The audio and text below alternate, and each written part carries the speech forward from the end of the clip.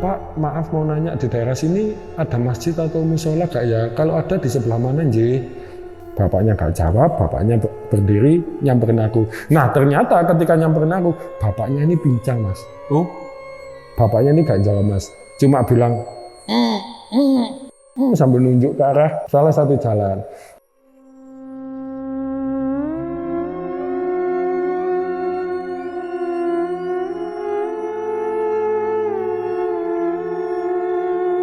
Akhirnya aku lihat di kejauhan si bapak-bapak yang dorong gerobak sate itu tadi. Sumber suara itu kerincing. Kan dari kejauhan jalannya ke sana, turun Mas jalannya. Saya dari belakang tak kejar, alhamdulillah itu orangnya. Nah pas aku sampai di sampingnya orang jualan sate itu, tukang sate, aku gak jadi tanya, Mas.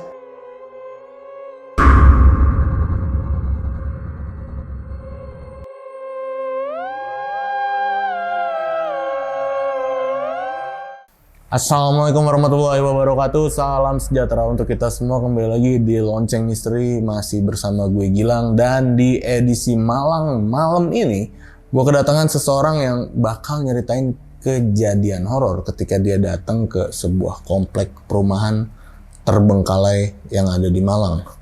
Dan di sebelah gue udah ada Mas Lakon.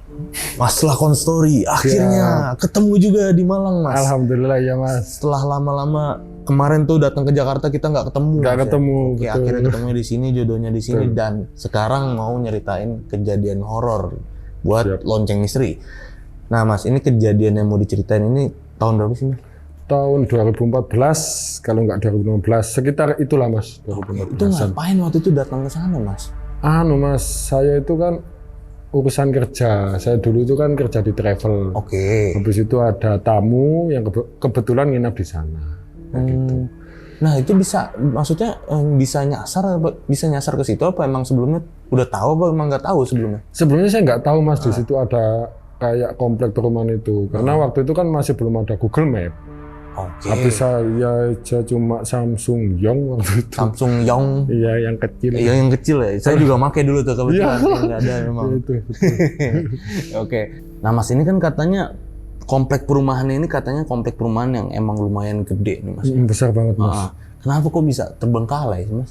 Ini sebenarnya kalau informasi yang saya dapat, Mas, perumahan ini kan dibangun tahun sekitar 90-an, Mas ya. Mungkin 97, 98 ya kalau saya nggak salah. Dan itu kayaknya ada sebuah konflik kan. Tahun itu memang ada konflik ya, Mas ya. Saya juga kurang tahu pastinya. Tapi yang jelas di situ ada konflik kayak gitu. Ada konflik ya berkaitan dengan ya, di tahun 98 ya, itu. Di tahun 98 ya. Mungkin ya, Mas. Ya, Mas. Mungkin. Oke. Betul. Oh iya benar juga ya. Masuk akal nih, Kan Mas. relate ya, Mas. Iya benar. Ya nyambung sama yang kepemilikan si betul. komplek perumahannya ini.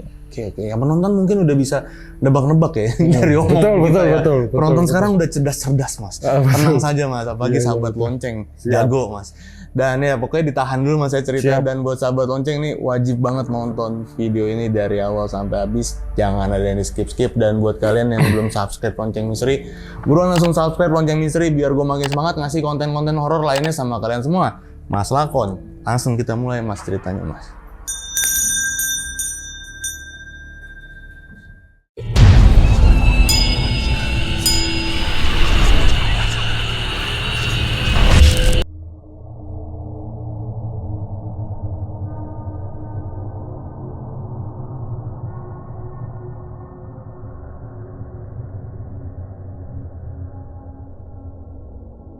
Oke, bismillahirrahmanirrahim. Jadi begini, Mas, ya, ini sebelum saya mulai cerita, saya mau disclaimer sedikit tentang diri saya. Kok bisa saya itu bisa sampai punya pengalaman mistis sampai beberapa kali. Jadi begini, Mas, saya itu kalau dalam perhitungan Jawa, kelahiran saya itu masuk dalam kategori weton getih wangi. Mas pernah dengar apa enggak? Belum. Getih wangi. Jadi getih wangi itu salah satu keadaan di mana kelahirannya itu bisa menarik makhluk halus. Kalau orang Jawa itu kita lahir itu kan ada perhitungan Jawanya tuh, Mas. Kalau misalnya lahirnya itu tanggal 1 Januari misalnya, itu kalau dalam versi Jawa tanggal 1 itu hari apa? Habis itu misalnya hari Senin itu ada Pon, Wage, Kliwon, mungkin teman-teman yang orang Jawa udah paham. Dan di situ saya itu masuk dalam kategori getih wangi. Sebenarnya penyebutannya ini banyak Mas, ada getih wangi, habis itu tulang wangi, segala macam. Yang jelas saya itu masuk dalam kategori seperti itu. Yang kedua, saya itu masuk dalam kategori anak yang wajib ruwat Mas. Wajib ruwat. Saya itu anak tunggal Mas, kalau dari darah ibu. Karena kalau dalam tradisi budaya Jawa, anak tunggal itu memang wajib diruat. Ruwat. Betul, kalau nggak diruat itu memang bisa menarik perhatian makhluk halus. Sebenarnya juga nggak cuma anak tunggal saja sih Mas, anak tunggal, anak cewek cowok, dua itu kalau penyebutan Jawa itu gentono gentini kalau nggak salah, sampai anak yang 5 laki-laki bersaudara, itu kan Pandawa 5, jadi itu wajib diruat. Prosesi ruatnya pun kita ngadain pertunjukan wayang kulit, itu kan larinya ke biaya Mas, jadi dulu itu memang saya gak diruat karena masalah biaya. Resikonya kalau gak diruat ya seperti ini, saya itu kayak bisa menjadi perhatian khusus lah dari makhluk halus. Kayak jadi magnet tersendiri lah ya buat Betul. mereka ya. Ya mungkin kalau kita ngomongin kita pernah ngalamin hal mistis, semua orang pasti pernah lah Mas yo. Tapi kalau sampai yang saya alami selama hidup saya itu cuma 2 kali Mas. Pertama soal pocong yang mungkin teman-teman sudah pernah dengar. Yang kedua cerita yang akan saya ceritakan kali ini. Seperti itu. Oke, sekarang kita masuk ke ceritanya ini ya. Iya. Bismillah. Jadi Mas, sebenarnya cerita ini itu cerita lama. Jauh sebelum saya nikah sama istri saya, habis itu sebelum akun saya Lakon Story ini ada. Saya ini kurang ingat tepatnya tahun berapa, kalau enggak tahun 2014, tahun 2015. Iya. Yang jelas itu tanggal 31 Januari Mas, pas tahun baru. Waktu itu saya itu kan memang bekerja di travel Mas. Setelah lulus kuliah ya namanya masih mencari jati diri toh. Saya kerja apapun lah. Karena tempat ini, kota ini itu kota wisata, akhirnya saya itu dulu kerja di travel. Kerja di travel itu saya lama Mas, 3 tahun kalau nggak salah. Oke. Jadi pelanggan saya itu udah banyak. Kalau ada orang luar kota ke Malang ataupun ke Batu, kalau itu sebelumnya udah sama saya, pasti hubungin saya lagi. Jadi saya mulai driver, nyiapin villa, habis itu kayak nyiapin tempat-tempat wisata, kayak gitu. Job desk-nya itu seperti itu. Nah, waktu itu aku masih ingat betul Mas, waktu itu tanggal 31 Desember, momennya tahun baru, saya memang sengaja nggak ambil job. Saya mau kayak apa yo, mau acara sama teman-teman lah Mas yo. Jam 7 malam, kota Malang, kota Batu ini hujan deras. Waduh, saya itu kesel. Ya Allah, ini mumpung libur kok malah hujan. Akhirnya saya di rumah Mas, nggak mau kemana-mana, saya nonton TV. Nah, ketika saya asik nonton TV, waktu itu saya itu ditelepon sama salah satu customer saya. Ya kayak pelanggan sebelumnya gitu loh Mas, sebut saja ini Pak Puspo gitu ya. Oke. Namanya Pak Puspo, beliau telepon. Mas, saya mau ke Malang nih, tapi saya ini masih di Probolinggo kalau nggak di Keraksan gitu loh, saya lupa pastinya. Yang jelas sekitar 2 jam lagi nanti saya sampai Malang. Nanti kalau saya sudah sampai Malang, saya mau minta tolong ke Masnya. Saya mau kayak beli jagung, beli apa, kembang api. Intinya mau nyiapin acara tahun baru bersama keluarganya lah ya. Soalnya waktu itu saya ketika dapat telepon itu, saya dengarnya itu Pak Puspo ini nggak sendiri Mas. Ada kayak suara anak kecil, habis itu ada suara ibu-ibu kayak gitu. Karena saya silaturahminya udah bagus sebelumnya sama Pak Puspo, akhirnya saya nggak berani bantah Mas waktu itu. Oh iya Pak, iya nanti kalau udah nyampe sini, Bapak telepon aja nggak apa-apa. Teleponku matiin, kesel Mas di hati. Aduh, tahun baru gak bisa kemana-mana, malah ada tamu gitu. Dan singkat cerita, sekitar jam 10 malam, kalau enggak jam 9.40 lah, hampir jam 10. Pak Puspo ini telepon lagi Mas. Oke. Mas, saya udah sampai di Malang nih. Saya angkat, oh iya Pak, di mana? Jadi saya ini dapat villa, villanya itu nggak jauh lah dari alun-alun kota. Nanti kalau dari arah alun-alun, Masnya lurus saja, ada pertigaan naik. Intinya villanya itu di atas bukit dan apa? Di dalam perumahan seperti itu. Di dalam perumahan. Waktu itu aku masih roaming Mas, masih mikir villa di sini di dalam perumahan di mana ya? Soalnya aku nggak pernah dengar sebelumnya. Karena di situ aku gak berani bantah, soalnya kan embel-embel saya udah orang lokal, saya gerd juga, mau tanya itu malu, diem. Oh iya Pak, saya cuma gitu aja. Nanti gampang lah wis Mas, intinya nanti villanya itu pas dekat musola, samping musola gitu loh. Oh iya Pak, siap, saya ke sana ya, gitu. Oh iya Pak, oh iya Mas, saya tunggu ya. Ya, telepon ditutup, saya ngubungin teman-temanku. Karena waktu itu momennya tahun baru, akhirnya teman-teman ini nggak ada yang bisa Mas. Tajak itu nggak ada yang mau. Kota Batu hujan juga, Batu Malang hujan. Akhirnya saya ke sana, kan saya juga tahu Mas, kalau momen tahun baru ini di Kota Malang pasti macet. Akhirnya saya keluarin motor, saya ngikutin lah, saya ke villa yang sesuai dengan arahan Pak Puspo tadi. Nah, Pak Puspo ini kan orangnya tua, Mas. Tahun itu HP saya itu kalau nggak salah masih Samsung Young, Mas. Jadi nggak ada, Mas, Google Map. Itu nggak ada, Sherlock itu nggak ada. Jadi cuma telepon, nanti alun-alun kamu lurus, pertigaan, belok ke sini, nanti masuk perumahan, segala macam kayak gitu. Dan kayak apa, atas arahan dari situ, akhirnya saya berangkat lah, Mas, sekitar jam 10 itu. Singkat cerita, sekitar jam setengah 11, ini saya juga lupa pastinya, saya itu sampai di tempat sesuai arahan dari Pak Puspo tadi. Nah, waktu itu saya juga kaget, Mas. Oh, ternyata di daerah sini ada perumahan toh. Kok saya juga baru tahu. Soalnya ini jauh banget, Mas, dari kota. Jauh, wis. Jadi masuk gitu loh, naik. Malahan waktu itu kalau memang ini nggak keadaan hujan, pemandangan Kota Malang ini kelihatan banget. Soalnya perumahannya itu benar-benar di atas bukit. Tapi karena waktu itu hujan gerimis, kabut juga tebel banget, akhirnya nggak kelihatan apa-apa.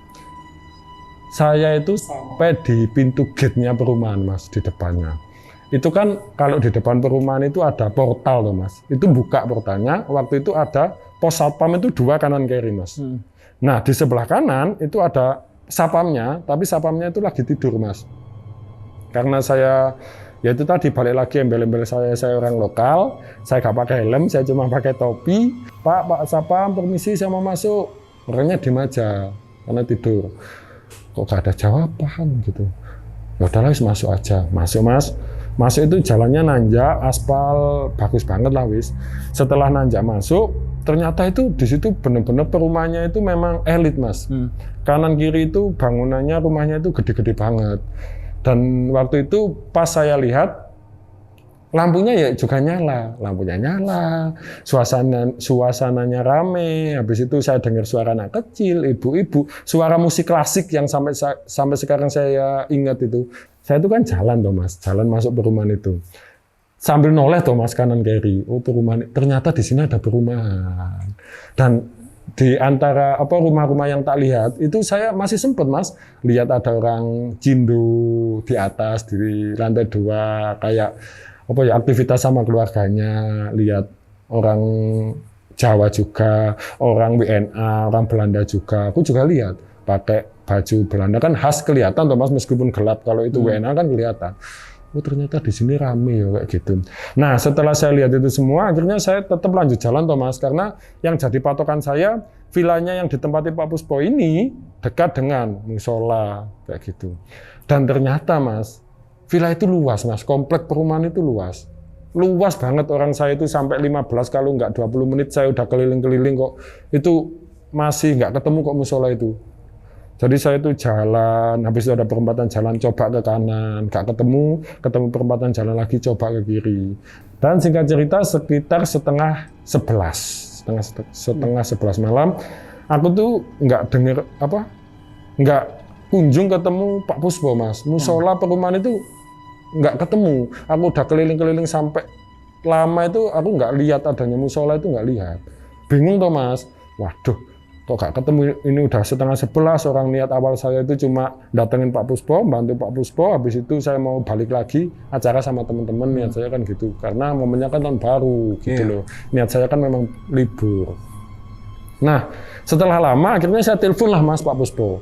Saya masih ingat betul ini, saya dulu itu pakai provider 3 loh, Mas, gak ada sinyal, Mas. Saya telepon itu tulisannya itu gini loh, nomor yang Anda tuju di luar jangkauan. Wes tak coba balik-balik, waduh gak bisa lagi. Aku berhenti di salah satu perempatan yang ada di perumahan itu. Masih ingat betul. Lama Mas, aku berhentiku kalau nggak 5 menit sampai 10 menit. Lama banget. Ya toleh orang di pinggir jalan itu nggak ada orang sama sekali. Ya ada orang tapi kan di dalam rumah. Lihat, itu orang aktivitas. Tapi di jalan itu nggak ada orang sama sekali. Nah akhirnya ketika saya masih bingung, saya itu lihat ada pedagang sate Mas. Dari kejauhan, pedagang sate. Kalau di kota ini, pedagang sate itu kan bawa lonceng ya Mas. Bawa lonceng yang banyak tuh, kerincing. Nah, habis itu ada lampunya kecil gitu di gerobaknya. Itu saya lihat dari jauhan itu ada pedagang sate lagi dorong. Tapi jalannya ke arah saya. Wah cocok ini, nanti kalau aku Pak Puspo ini masih belum ngangkat teleponku, aku bisa tanya si pedagang sate ini, kayak gitu. Tapi setelah saya tunggu, ternyata belum sampai di tempat saya, pedagang sate ini belok. Belok, ternyata ketika saya berhenti di perempatan jalan, di situ tuh ada perempatan jalan lagi. Kalau di perumahan kan biasanya seperti itu, kayak gitu. Oh belok, karena saya nggak mau ketinggalan jejak, motor ku nyalain, ku kejar Mas. Ku kejar, seret. Habis itu belok di perempatan yang ada di seberang, pedagang sate itu nggak ada Mas. Nggak ada. Loh nggak ada loh, padahal itu Mas juga nggak ada semenit, orang sini sana, loh kok nggak ada, kemana ini? Tapi ketika nggak ada, saya masih dengar suara loncengnya, kerincing itu dari jauh. Kan seharusnya kalau logikanya itu kan udah dekat, itu tiba-tiba kok berubah jadi di kejauhan, loh. Di mana ini orang? Oh tadi aku habis lihat, kemana ini? Tak dengar lagi, oh di sebelah sana. Ku kejar Mas, ini serius ku kejar, seret. Udah semakin dekat, nggak ada orangnya. Suara lonceng ini pindah lagi, pindah ke jauh lagi gitu loh. Wah, di mana ini kayak gitu loh. Habis itu karena aku masih bingung cari sumber suara dari pedagang sate yang niatnya mau aku tanyain tadi, tiba-tiba aku itu lihat di salah satu rumah itu ada orang tua Mas duduk di depan, kayak kan biasanya di depan perumahan di depan rumah itu ada kayak kursi gitu Mas buat duduk. Itu aku lihat ada orang tua duduk Mas. Akhirnya aku samperin lah Mas, aku samperin tapi aku nggak masuk, soalnya di depan rumahnya itu ada pintu gerbangnya, ditutup, dikunci. Rumah-rumah yang lain itu lampunya nyala, ketika aku berhenti di rumah di depannya orang tua itu, yang diduduki itu, rumah itu lampunya mati Mas. Yang nyala cuma lampu yang ada di taman. Mas tahu gak yo? Lampu yang ada di taman, lampu yang ada bohlam itu loh Mas. Ya, lampu hiasan. Gitu. Lampu hias. Betul. Aku itu nggak masuk, aku berhenti di depan pintu gerbangnya. Pak, permisi, Pak, badai tangklet, Pak mau nanya, gitulah sopannya. Nah, dengar aku nanya seperti itu, bapak tua ini itu gak jawab Mas. Tapi langsung berdiri ngambilin aku. Soalnya kan jarak pintu gerbang ke rumahnya ini gak jauh, deket. Cuma sini sama sana gitu aja. Pak, permisi mau nanya. Bapaknya gak jawab, bapaknya berdiri nyamperin aku. Nah ternyata ketika nyamperin aku, bapaknya ini pincang Mas. Oh? Pincang gitu loh. Jadi jalannya kayak kesulitan. Aku, aduh, orang pincang tak tanyain, waduh, ngerepoti, pikir gitu. Aku jadi kayak tersenyum sambil nunggu. Oh ya Pak, mau tanya. Oh ya. Bapaknya ini diem Mas, diem sambil kesusahan jalan. Pas sampai di dekatku, aku langsung tembak, aku bilang, Pak, maaf mau nanya, di daerah sini ada masjid atau musola gak ya? Kalau ada di sebelah mana, Nji? Saya itu tanya seperti itu. Bapaknya ini gak jawab Mas, cuma bilang gitu loh, sambil nunjuk, sambil nunjuk ke arah salah satu jalan. Waduh, di situ pikiranku kayak gini loh Mas. Waduh, bapak ini aku salah nanya orang ini. Soalnya udah pincang, beliau ini tunawicara kayak gitu. Tapi waktu itu nunjuk Mas. Jadi pikiranku ya nggak enak, campur sungkan, campur kayak gimana ya. Udah campur aduk lah. Oh iya Pak, maaf. Tapi kan nunjuk toh Mas. Akhirnya, oh mungkin di sebelah sana ini musolanya. Oh iya Pak, terima kasih. Akhirnya setelah saya tanya, saya naik motor lagi. Saya ke arah jalan yang ditunjuk oleh bapak-bapak tunawicara tadi, gitu Mas. Dan singkat cerita, setelah saya ngikutin jalan itu kan jalannya lurus agak nurun gitu loh Mas. Ingat betul aku, ditunjuk sama nurun, aku jalan ngikutin, ternyata di situ ada musola.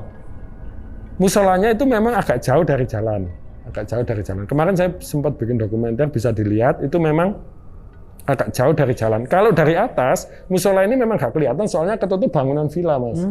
Gak kelihatan. Tapi kalau dari bawah, itu kelihatan di sebelah kanan jalan. Logikanya, ya mungkin sebelumnya saya itu udah lewat situ tapi gak kelihatan. Mungkin terhalang kabut. Iya, bisa jadi. Bisa jadi kayak gitu.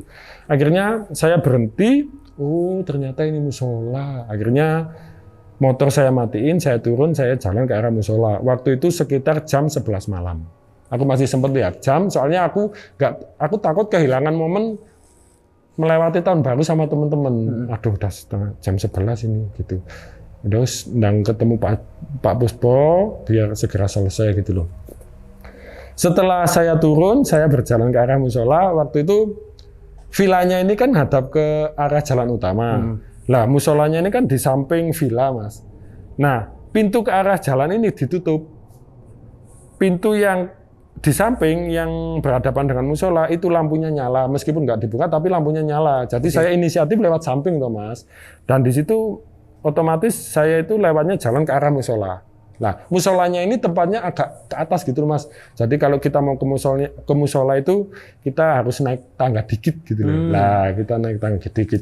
Nah, sebelum saya masuk, saya itu masih sempat lihat di dalam musola itu ada sekitar 4 laki-laki dewasa, Mas, hadapnya ke sana. Jadi kalau gitu, saya itu dari arah timur ya, hadapnya ke arah imam gitu loh. Jadi membelakangi saya.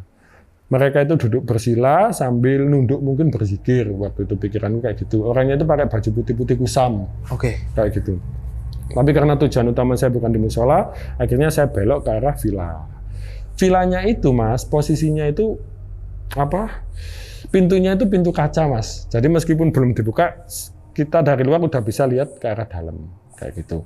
Nah, ketika saya sampai di luar pintu, saya itu udah lihat di dalam itu ada nenek-nenek duduk di kursi roda, Mas. Kursi roda, duduk diem sambil hadap ke arah berlawanan dengan saya, ke arah sana gitu loh. Jadi saya dari arah belakangnya, saya ketuklah tuh pintu, Mas. Tok, tok, tok, tok, tok. Assalamualaikum, Pak, permisi, Bu, permisi. Itu gak dibukain, Mas, lama banget. Wes lama, wes sampai aku tak, Bu, permisi. Akhirnya yang bukain pintu saya itu bukannya nenek-nenek, tapi ada perempuan seusia saya. Nggak tahu itu, aku tahu apa dari mana. Yang jelas tiba-tiba datang aja gitu loh, jalan. Cantik orangnya, bukain pintu. Ada apa ya, Mas?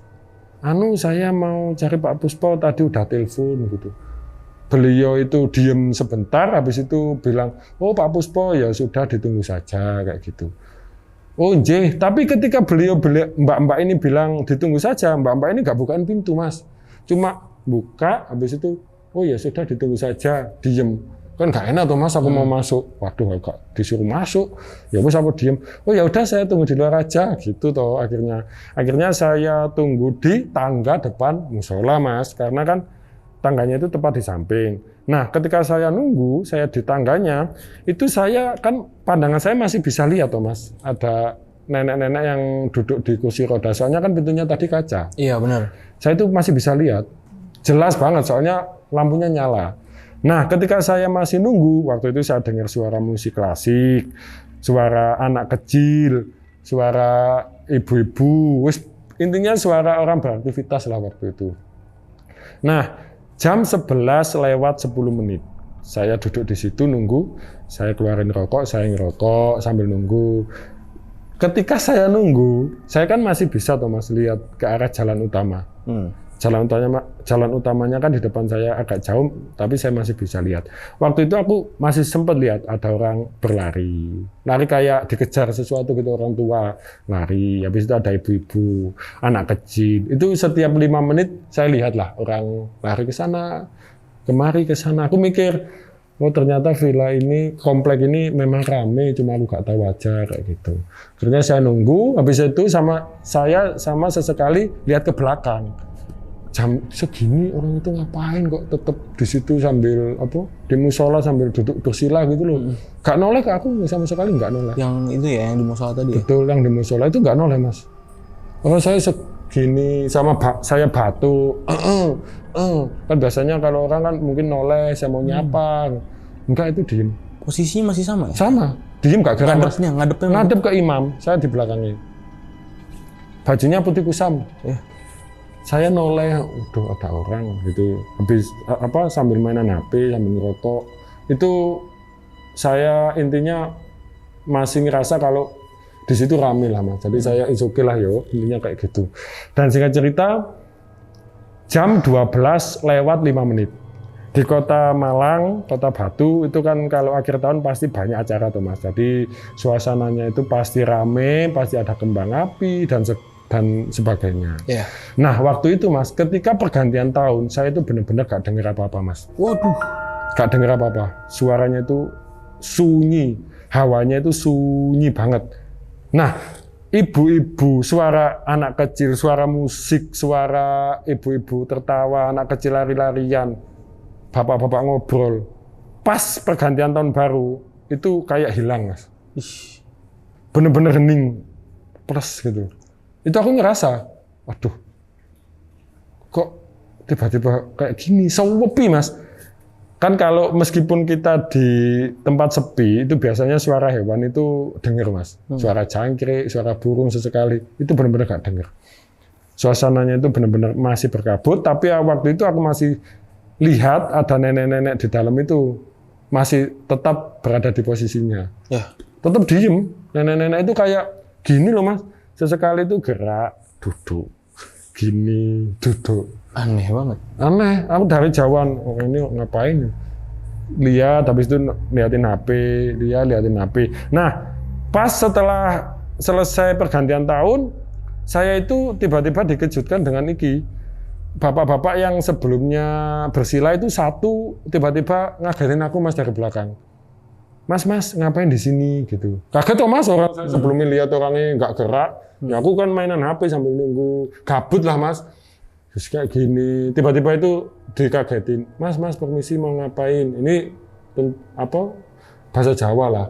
Mas, lanopo ten mriki gitu. Mas ngapain di sini? Kaget Mas waktu itu. Dan aku lihat pertama kali bentuk wajah bapak-bapak itu.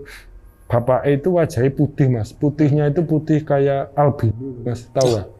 Kayak orang putih yang merah sing putih kayak ngeflag gitu loh Mas. Oke, yang lagi sakit ini ya, sakit kulit itu ya waktu itu. Nah, kayak ngeflag gitu loh Mas. Namanya lupa aku. Ya kayak gitu. Ada. Tapi kok kaget soalnya waktu itu bapaknya pakai sorban Mas, sorban merah putih yang kotak-kotak kecil itu. Habis itu bajunya itu kayak kuning-kuning, udah menguning gitu. Kaget tuh Mas. Lagi nunggu orang. Tasik ngentosi tiang gitu, jawabanku. Sudah Mas, pulang saja, jangan lama-lama di sini. Bapaknya bilang gitu. Sudah, jangan lama-lama di sini. Karena saya masih ingat Pak Puspo, habis itu saya juga nggak kenal beliau, akhirnya ya bilangnya, oh nggih Pak, matur suwun. Oh iya Pak, terima kasih. Cuma bilang gitu, akhirnya bapak-bapak itu jalan Mas. Jalan ninggalin saya, habis itu belok ke kanan. Kan udah gak kelihatan tuh aku. Iya. Loh, bapak-bapak kemana ya? Mungkin penduduk sini kayak gitu. Dan singkat cerita setelah saya dengar cerita dari dengar omongan dari bapak-bapak itu, pikiranku gak enak Mas. Oke. Ini udah lewat tengah malam. Pak Puspo gak ada. Nah, terus aku kalau di sini mau nunggu apa? Ini kan momennya itu udah lewat gitu loh. Ini terus gimana ini? Aku masih bingung nunggu itu. Aku tiba-tiba itu nyium bau bangkai loh Mas. Gak enak banget. Ya pikiranku waktu itu memang mungkin ada hewan mati. Soalnya di samping villa itu nggak ada bangunan rumah, cuma ada kebun bambu gitu loh. Kok kebun bambu sih? Tumbuhan bambu yang bergerombol gitu loh Mas. Jadi kalau orang Jawa kan namanya barongan, nah itu. Baunya itu bangkai banget. Aduh kok gak enak banget sih ya baunya ini. Duh pikiranku gak enak, akhirnya aku mutusin untuk pergilah dari situ Mas. Soalnya aku mikirnya ini momennya udah lewat, Pak Puspo gak ada, ya wis lah tak tinggal. Yang jelas saya udah nurut, dipanggil ke situ aku udah mau, dan udah aku tunggu 1 jam lebih nggak ada, ya wis lah aku mau pulang aja gitu. Nah pas aku mau pulang, otomatis saya balik tuh ke villa tadi. Aku ketok lagi pintunya Mas, tok, bu, itu nggak ada yang nyaut Mas, lama banget. Udah aku bolak-balikin. Nah ketika aku masih ngetok, nenek-nenek yang di kursi roda itu tiba-tiba kursi rodanya itu gerak. Logikanya kalau kursi roda itu kan bisa digerakkan kalau tangan yang ada di yang duduk di kursi itu gerakin. Iya, gini ya. Itu enggak digerakin. Aku masih ingat sampai sekarang tangannya si nenek-nenek itu posisinya seperti ini. Tapi kursi rodanya itu maju mundur, Mas. Loh. Maju mundur, pertama pelan, habis itu cepet. Kayak didorong, ditarik. Serius? Lihat kayak gitu. Siapa sih Mas gak gugup? Iya. Gugup toh. Yang sebelumnya aku sopan ngetuke. Waktu itu akhirnya cepet toh. Bu, saya mau pulang, bu. Nah, ketika saya masih ngetuk keras, kenceng banget, nenek-nenek ini noleh Mas ke aku, Mas. Oke. Pas noleh, sama tahu gimana? Wajahnya hancur, Mas. Serius ini. Wajah itu gini loh. Ini aku kalau mau nerangin lebih detail ya.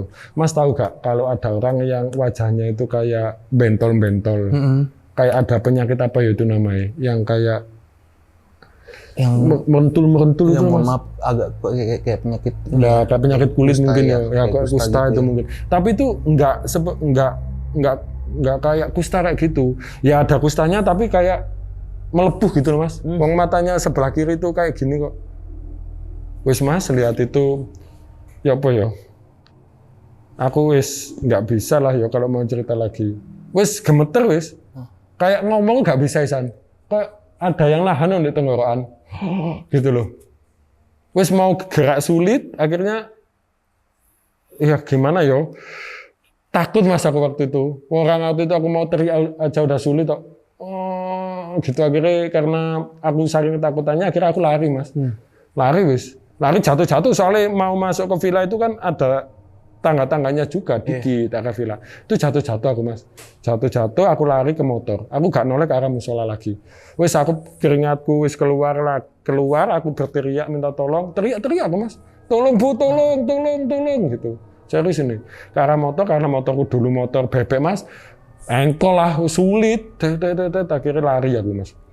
Nah, pas aku lari itu aku gak nemu jalan keluar. Aku kayak mubeng gitu loh Mas. Orang aku jalan ketemu musola itu lagi. Aku putar ke sana, belok kiri ada perempatan. Awalnya aku belok kiri ketemu musola, ketemu perempatan lagi aku belok kanan, masih ketemu musola itu lagi. Itu lama banget. 30 menit ada. 30 menit sampai 35 menit. Orang lama banget, orang aku hampir nangis kok. Wis mau nangis lah wis. Aduh, wis gak bisa keluar gimana. Nangis sama ketika lari sama di motor itu sambil teriak-teriak minta tolong. Tolong Bu, tolong. Ya Allah Bu, kayak gitu. Ya panik ya. Panik. Orang, ya untung aku gak jatuh. Orang pandangannya itu kabut Mas. Itu HP masih nggak ada sinyal Mas? Nggak ada sinyal. Masih ya? Di luar jangkauan Mas. Aku itu terakhir lihat HP itu sebelum aku mau balik ke villa. Habis bapak-bapak yang di musola itu HP tak kantongin, aku mau pamit pulang sebenarnya kayak gitu. Nah waktu itu wis panik aku Mas, aku belok ke kanan, ya entah ini aku lupa atau gimana yo, kok bisa aku muter-muter kayak gitu. Orang aku muter kalau nggak 3 kali, 5 kali yo, lewat musola itu lagi. Nangis aku Mas, takut. Nah singkat cerita, masih belum aku ketemu jalan keluar, aku tuh dengar suara lonceng itu lagi. Lonceng sate. Ya yang gerinting-gerinting. Ya gerinting, aku tak ikutin Mas. Aduh suaranya kayak di sebelah kanan, aku nganan. Soalnya pikiranku di awal, bapak-bapak ini yang bisa aku tanyain gitu loh. Tapi gak ketemu-temu. Dan akhirnya alhamdulillah ya entah ini ya mungkin Tuhan lah Mas yo. Akhirnya aku lihat di kejauhan si bapak-bapak yang dorong gerobak sate itu tadi. Sumber suara itu kerincing. Kan dari kejauhan jalannya ke sana turun Mas jalannya. Saya dari belakang tak kejar, alhamdulillah itu orangnya. Nah, pas aku sampai di sampingnya orang jualan sate itu, tukang sate. Aku gak jadi tanya Mas. Wajahnya rata loh Mas. Anjir. Wajah itu rata. Kan aku gini tuh, kalau dari arah belakang. Pak, berhenti Pak, ngapunten Pak. Aku sampai sini, sampai sampingnya aku noleh, wajahnya rata Mas. Rata Mas. Bapak itu gak bilang apa-apa, diem sambil dorong. Loncengnya itu tetap gerak Mas. Gerinjing. Kan di sini kan jualan sate kayak gitu. Gerinjing, wis pikiran wis. Ya Allah, ini aku jadi ingat lagi Mas. Waktu itu aku kayak udah pasrah Mas. Ya Allah, aku minta maaf ke orang tua, minta maaf ke saudara, ya teriak-teriak gitu, minta maaf kayak gitu. Akhirnya setelah saya lihat bapak-bapak wajahnya rata itu Mas, itu aku ketemu portal, kelihatan portalnya. Alhamdulillah itu portalnya kan gini ya Mas, perumahan itu kan memang di atas bukit ya Mas. Iya. Jadi kalau dari jauhan kalau memang ada portal kan di bawah. Ya turunan. Lah itu alhamdulillah itu portalnya. Akhirnya aku berhasil keluar, pas aku keluar itu kalau nggak salah udah jam 2:30 kalau nggak jam 3. Wah, lama banget. Lama banget, lama. Soalnya niatku gini, niatku waktu itu ketika keluar aku ke rumah teman, soalnya kan aku di rumah sendiri Mas. Iya. Aku tuh lihat, aduh, nah kok udah jam 3, bingung juga. Akhirnya aku pulang nggak bisa tidur wis. Gemeter sampai pagi Mas, gemeter sampai pagi. Akhirnya aku telepon Pak Puspo lah Mas. Pak Puspo tak telepon itu nggak ngangkat. Dan singkat cerita sekitar jam 8 pagi kalau nggak setengah 9 karena aku mungkin udah kelelahan aku ketiduran Mas. Bangun itu jam 1 siang itu aku lihat di ponsel itu Pak Puspo ada log panggilan tak terjawab telepon. Tak telepon balik beliau gak ngangkat. Karena pikiran gak enak akhirnya aku balik lagi lah Mas ke perumahan itu. Soalnya kan silaturahmi saya dengan Pak Puspo ini udah bagus, sudah baik gitu loh Mas. Gak enak juga kalau nggak ada konfirmasi, udah disuruh ke situ kayak gitu. Nah, ketika saya balik sampai di tempat di komplek perumahan itu ternyata sudah terbengkalai Mas. Loh.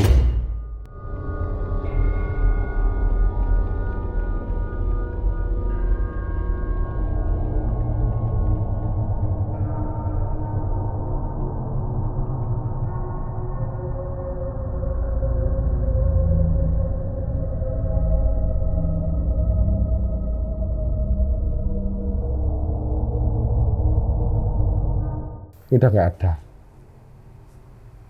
Tapi rumah-rumahnya masih ada? Ada. Rumah-rumahnya udah nggak dihuni Mas. Oke. Jadi ketika saya masuk itu pikiranku udah kayak enak. Ya Allah, masa iya ini perumahannya terbengkalai. Soalnya ketika saya sampai di pos satpamnya itu udah kayak nggak dihuni lama loh Mas. Ada videonya. Orang saya bikin dokumenter itu kok. Loh, ya Allah. Ini waktu itu loh ya. Ini tahun 2014 atau enggak 2015 itu loh ya. Aduh kok kayak gini. Karena pikiran gak enak, aku lanjut Mas ke arah atas. Masuk lagi aku. Nah ketika aku masuk, jalan itu rusak Mas. Kan kemarin itu aku masih inget jalan itu halus banget. Bagus. Itu udah rusak. Paginya itu rusak. Soalnya ini sama kampung jauh Mas perumahannya. Perumahannya ini kampung terakhir, habis itu masih ada jalan kosong, gang-gangan, habis itu sampai di perumahan itu. Itu paginya itu hancur Mas, jalannya hancur, rumahnya itu nggak ada satupun yang dihuni. Hancur banget wis pikiranku kayak gimana Mas yo.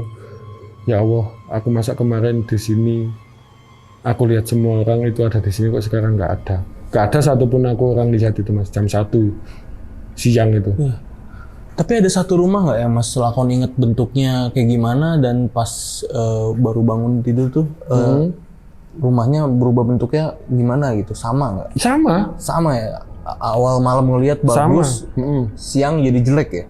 Betul, sama. Tapi mungkin yang saya lewatin mungkin jumlahnya ya, Mas. Mungkin maksudnya gini loh. Ketika saya naik, saya di sini lihat rumah paginya ini ada apa enggak di daerah sini itu saya nggak ngeh gitu loh maksudnya. Tapi yang jelas rumah itu paginya itu udah hancur semua, Mas. Udah nggak ada yang dihuni. Kayak gitu. Dan singkat cerita saya sampai lah Mas di musola tempatnya kemarin itu. Wah, itu musolanya gimana tuh? Musolanya hancur, Mas. Hancur juga? Ya apa yo? Masih bangunannya masih ada, tapi udah nggak dihuni. Nggak dihuni, habis itu rumah vilanya di samping itu udah hancur. Orang pintu kacanya itu udah roboh, pecah gitu. Wis pikiranku wis kayak gimana Mas yo? Wis kayak takut, bersyukur, habis itu alhamdulillah masih selamat itu campur aduk jadi satu. Keringetan pagi itu sampai sakit aku Mas. Akhirnya aku pulang Aku pulang gak berani cerita siapa-siapa, soalnya aku takutnya kalau aku cerita nanti larinya ke kayak apa ya, citra, habis itu bikin resah warga gitu toh Mas. Seperti itu, akhirnya aku memilih untuk menyimpan cerita ini kayak gitu. Dan singkat cerita, saya kan nulis akun-akun story. Tahun 2021, saya itu dapat narasumber orang Jogja. Beliau cerita, masnya asli Malang ya? Iya Bu, ini saya kebetulan ada cerita. Ada ini, tweetnya sudah saya tulis tahun 2021. Saya itu dulu ke Malang Mas, punya pengalaman ini mau bagi, boleh ya? Monggo silakan. Dulu saya ke Malang Mas, saya sampai Malang kemalaman, akhirnya saya itu dapat calo, diarahkan untuk ke salah satu villa, katanya view-nya bagus kayak gitu. Akhirnya saya nginep tuh Mas sekitar jam 2 pagi gitu narasumber saya bilangnya. Nah, ketika sampai di villa itu, si narasumber ini kan punya anak bisu Mas. Iya. Tunawicara juga. Nah, waktu itu anaknya ini bisa bicara malamnya lihat di villa. Ketemu orang, ketemu anak kecil juga di situ. Villanya katanya juga rame. Dan paginya villa itu udah terbengkalai. Aku kaget Mas. Jangan cuy, villa itu. Lah ini villa yang saya tempatin. Iya, kayak villa gitu. yang sama ya? Ya, villa yang sama. Tapi nggak villa yang sama sih. Villa yang beda tapi di perumahan yang sama. Iya, maksudnya perumahan yang sama ya? Betul. Nah, singkat cerita akhirnya ya itu tadi setelah lama waktu berselang akhirnya saya berani lah Mas speak up cerita ini kayak gitu. Saya berani bawain cerita ini meskipun semuanya saya samakan. Dan setelah itu kemarin-kemarin ini saya bikin dokumenter, saya ke sana lagi, saya gali benar-benar gali ini asal usulnya ini kayak gimana sih kayak gitu. Nah, ternyata Mas, perumahan itu sengketa Mas. Oke.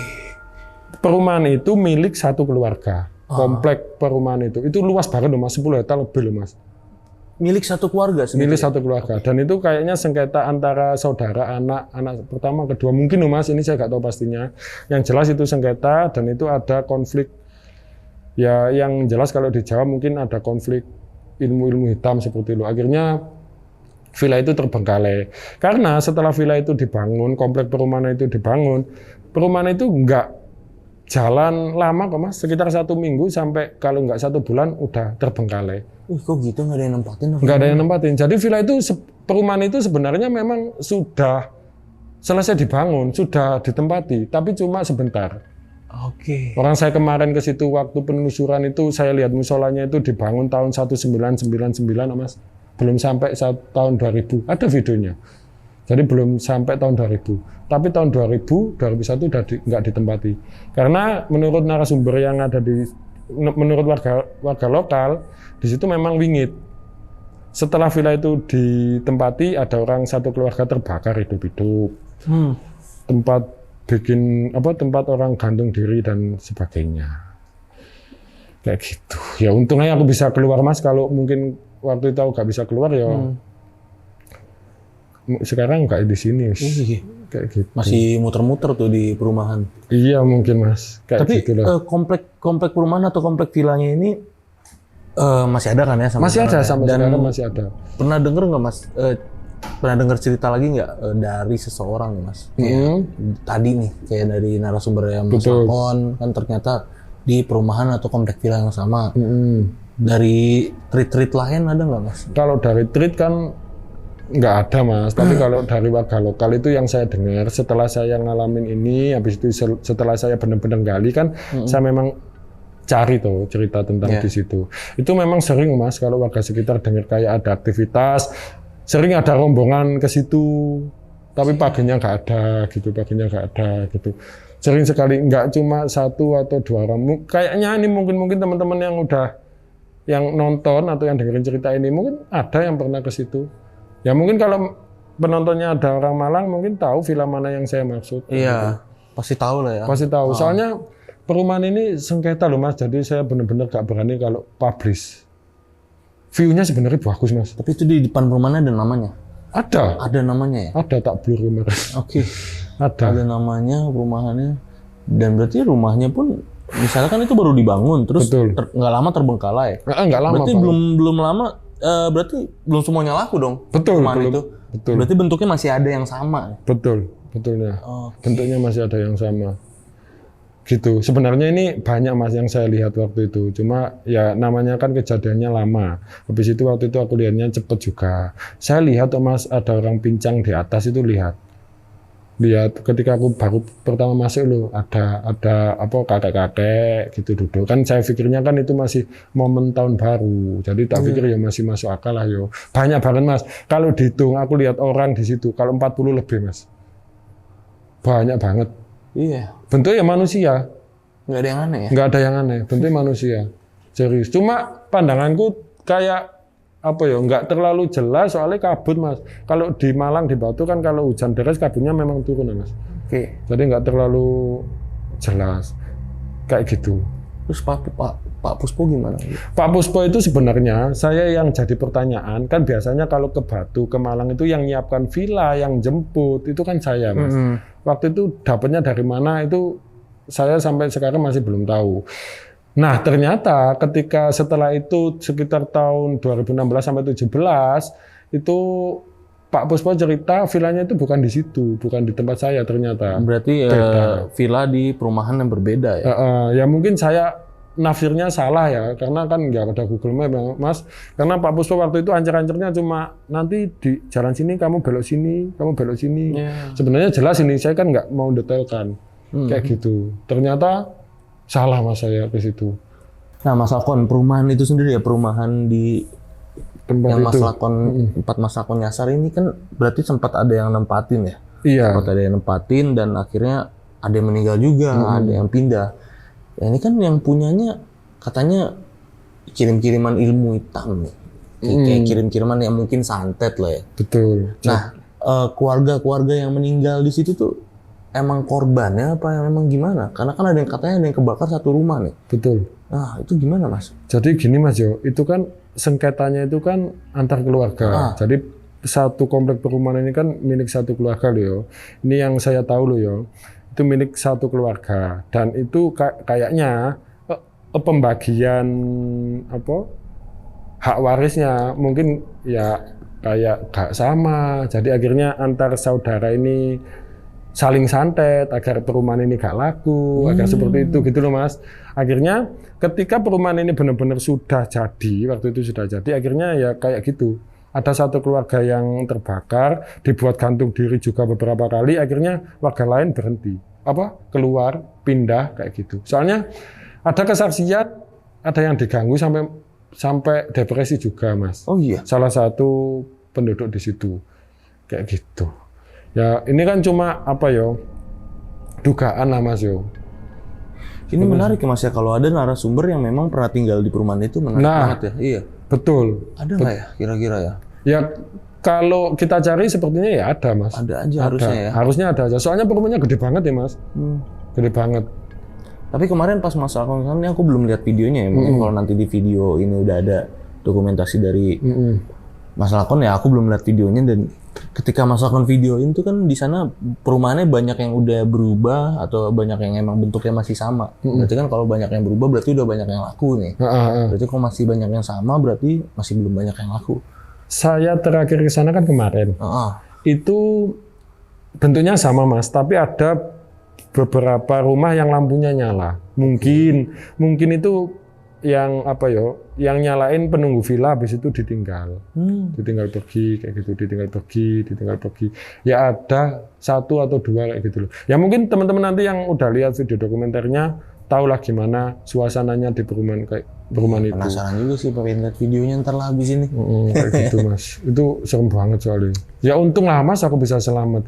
Ibu-ibu narasumber saya kemarin yang tahun 2021 itu ya alhamdulillah beliau juga bilang, alhamdulillah mas saya pagi itu bisa selamat. Soalnya anak saya yang bertahun-tahun bisu, itu malam itu aku lihat bicara mas. Bicara sama anak kecil. Malahan ibu-ibu ini, orang tuanya ini udah bahagia mas. Alhamdulillah kok tiba-tiba anakku bisa ngomong. Paginya nggak bisa. Bisa dibaca di tweetnya, aduh. Serem itu. Udah setahu Mas Lakon udah ada kayak konten kreator lain belum mas yang belum ada. Belum ada. Cuma saya. Wow, bisa jadi mungkin habis ini nih mas ya. Monggo kalau masnya mau ke sana monggo. Enggak siap. Enggak kan yang penelusuran nih kan biasanya kan gitu. Tempat-tempat terbengkalai ya. Apalagi di Malang atau di Surabaya ini banyak ya kreator-kreator penelusuran. Betul. Khususnya pasti banyak nyari lokasi-lokasi baru, mungkin bisa langsung kontak Mas Lakon. Oke, monggo. Iya mas ya. Bisa saya antar. Soalnya ini sebenarnya cerita lama tapi kayak soalnya deket sama mas tempatnya. Iya deket ya mas ya. Masih merinding. Mas Lakon sendiri, YouTube-nya Mas Lakon ini berarti menceritakan tentang cerita-cerita dari narasumber juga ya berarti. Iya, soalnya saya kan basicnya bukan penulis ya, Mas. Jadi saya itu cuma bisa membagikan pengalaman orang gitu. Ya saya tulis sampai habis. Jadi nggak ada cerita saya kayak season 1, part 1, part 2 nggak ada, langsung saya habiskan gitu kayak ceritanya pengalamannya narasumber kayak gitu. Oke. Dan YouTube Lakon Story ini sendiri nih Mas, masih aktif ngupload ya Mas sampai sekarang ya? Ya aktif ya, kalau memang ada penelusuran bahan cerita saya upload di situ, saya bagikan di situ konten penelusuran. Kalau nggak gitu saya storytelling kayak gitu. Ya mungkin next tahun 2024 ini akan saya rapikan lagi YouTube saya biar lebih enak dilihat. Jadi buat sahabat lonceng nih misalnya mau emang kekurangan asupan horor ini bisa main ke YouTube-nya Mas Lakon, itu di Lakon Story Mas ya. Betul, Lakon Story Mas. Itu banyak banget konten-konten horor lainnya, tentunya dari Mas Lakon. Betul. Dan nanti linknya gue taruh di deskripsi pastinya. Dan ya yang udah nonton video ini dari awal sampai habis, gimana pendapat kalian? Tulis di kolom komentar. Dan yang terakhir, aku mau ngucapin terima kasih Mas sama Mas Lakon. Siap. Udah mau cerita ini cerita pertama kalinya ya di sini ya. Betul, ini eksklusif. Lonceng Misteri. Buat Lonceng Misteri, buat sahabat lonceng, terutama buat aku, thank you banget Mas. Siap, Mas. Udah ceritain ini. Akhir kata, gue Gilang Ahaditya izin pamit. Mas Lakon juga izin pamit. Bye-bye.